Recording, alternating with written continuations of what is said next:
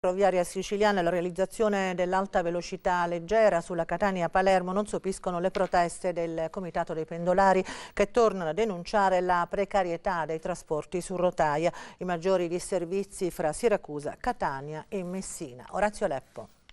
Ritardi e soppressioni di treni, mille difficoltà per i pendolari che quotidianamente viaggiano tra Siracusa, Catania e Messina. L'ennesima denuncia dell'Associazione dei Pendolari Siciliani. Dopo il disservizio del 17 gennaio scorso, un caso isolato secondo Trenitalia Sicilia, il Comitato ha monitorato 327 treni. I maggiori disagi, registrati nelle fasce orarie campione, sono stati causati da guasti ai sistemi tecnologici e problemi al materiale rotabile.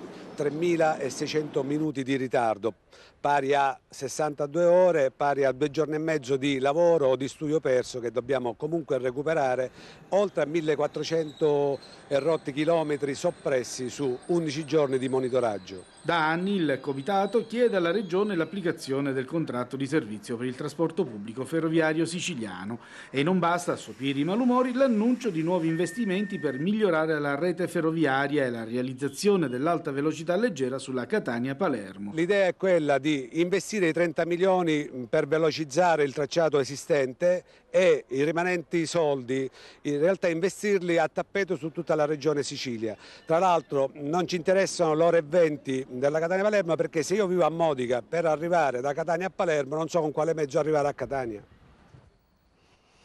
Da 11 mesi non ricevono gli stipendi